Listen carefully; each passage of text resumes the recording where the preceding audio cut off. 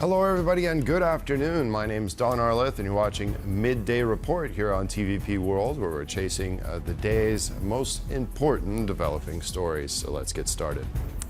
We are not sending troops to Greenland, Polish Prime Minister Donald Tusk said when asked if Warsaw would join other NATO members reinforcing security on the Arctic island.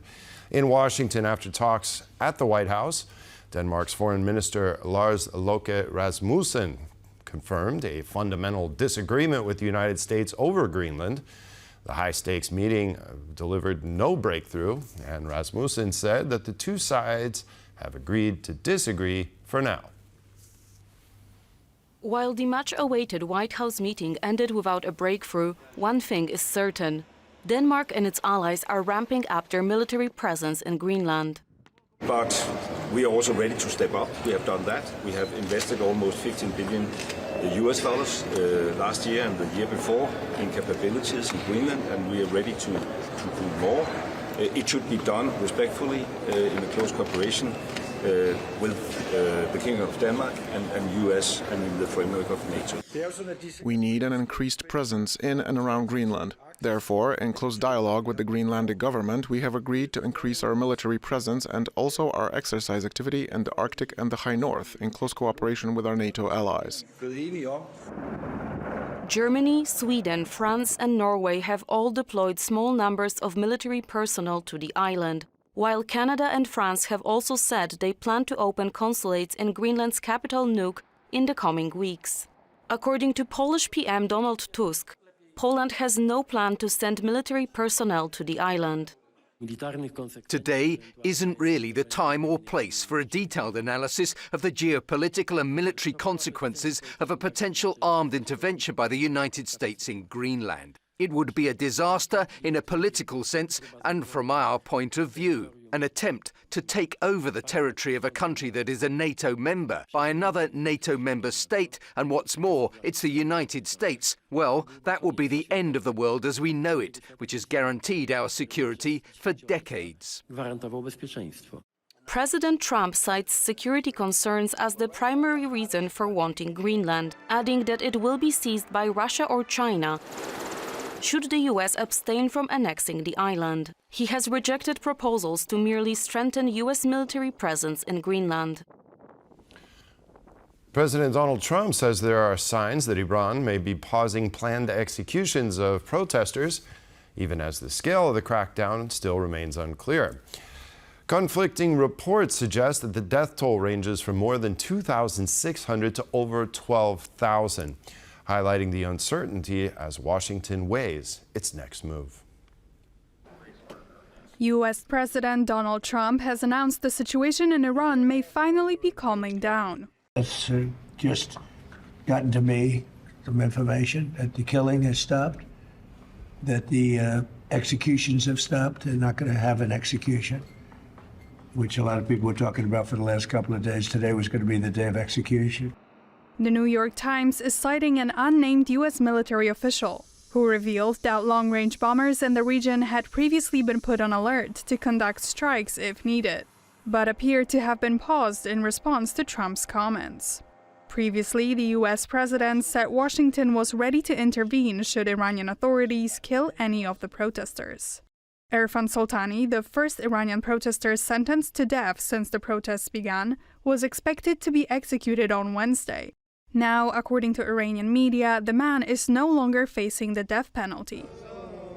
According to reports coming out of Iran, at least 2,500 protesters have been killed since the start of the protests in December, with assessments from some human rights watchdogs going as high as over 3,500 people. An estimated 10,000 people have been arrested. Ukrainian President Volodymyr Zelenskyy has declared a state of emergency over the country's energy sector, a prime target of relentless Russian attacks. Meanwhile, U.S. President Donald Trump called Zelenskyy an obstacle to reaching peace, saying Vladimir Putin is ready to end the war. Ukrainian President Volodymyr Zelenskyy has announced a series of measures to stabilize Ukraine's energy systems, including declaring a state of emergency in the energy sector, the prime target of Russia's most recent attacks. The Cabinet of Ministers of Ukraine will simplify everything related to connecting backup energy equipment to the grid, zero bureaucracy. I have ordered an increase in electricity import capacities using all available business opportunities. In Kyiv and other cities, there must be more support points for people, many more points of resilience. In an interview for Reuters, Donald Trump said Vladimir Putin is ready to make a peace deal, adding that it's Volodymyr Zelenskyy who's gumming up peace talks. Polish Prime Minister took to social media to respond. It is Russia who rejected the peace plan prepared by the US, not Volodymyr Zelenskyy. The only Russian response were further missile attacks on Ukrainian cities. This is why the only solution is to strengthen pressure on Russia, and you all know it. Overnight into Thursday, Russia launched 82 drones at Ukraine, according to the Ukrainian Air Force, damaging critical infrastructure facilities in the Zhytomyr region, a residential building in the capital of Kiev, and a children's playground in Lviv. Poland thwarted December's attempts to disrupt its energy infrastructure, Prime Minister Donald Tusk said on Thursday, noting that up to 500,000 people could have lost heat if the attack had succeeded.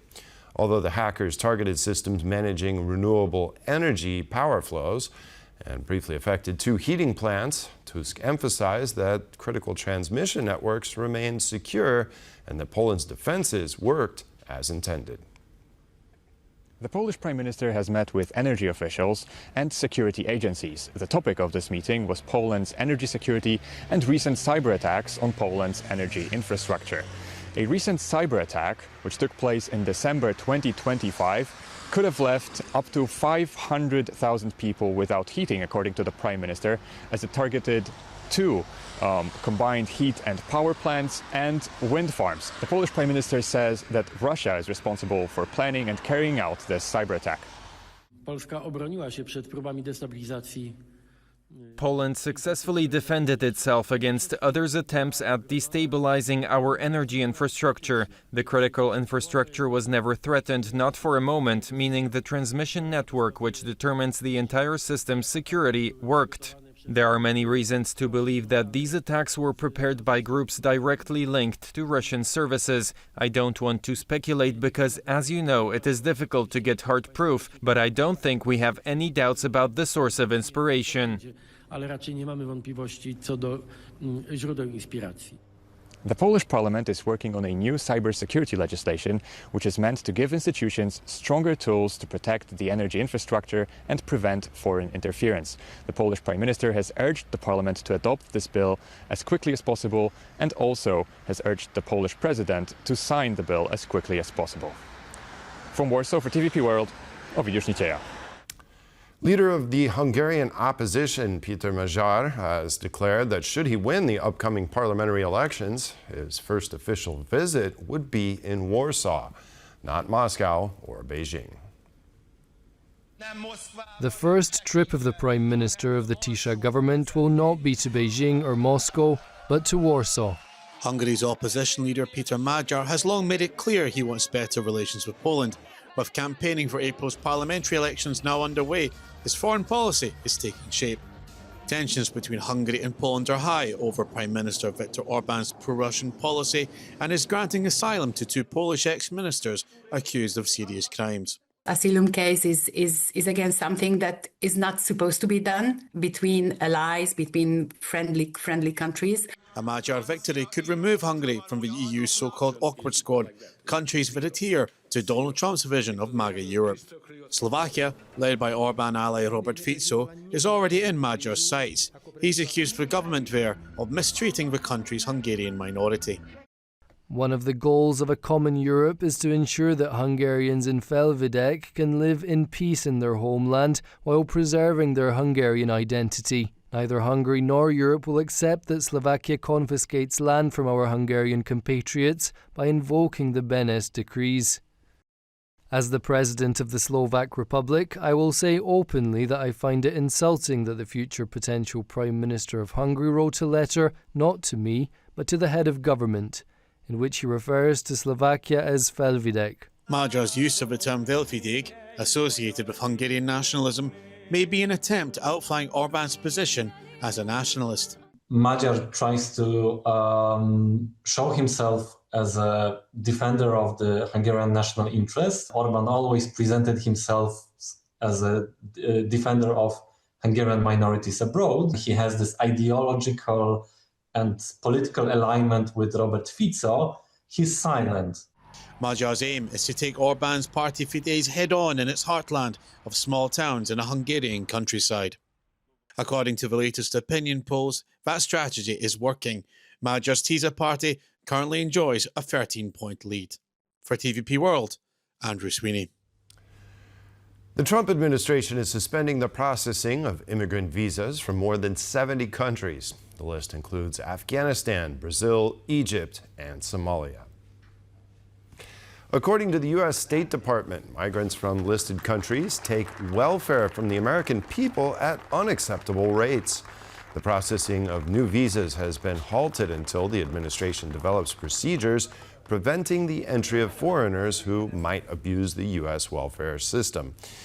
The suspension mainly applies to foreigners seeking to live in the United States long term. It will not, however, affect students, temporary workers, or tourists. AI-generated images are fueling a new wave of online marketplace scams, hitting sellers on platforms like Vinted. Fraudsters are using fake damage photos to claim refunds for problems that never existed.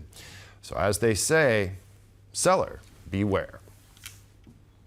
You're a seller on Vinted and you use AI to make your items appear more professional, more attractive to your potential buyers. I'll simply take a photo with my smartphone and ask him to edit the image so that this shirt looks perfect.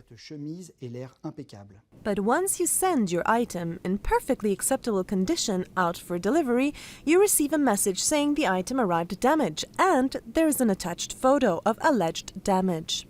Well, this may not always be true. Stop scrolling! Scammers are now faking rips and stains on your Vinted clothes using AI. They edit photos to make the item look destroyed, then claim a refund and keep the item. Take photos and videos before shipping, keep chats in the app and report dodgy buyers. Stay sharp and share this so no one else gets scammed.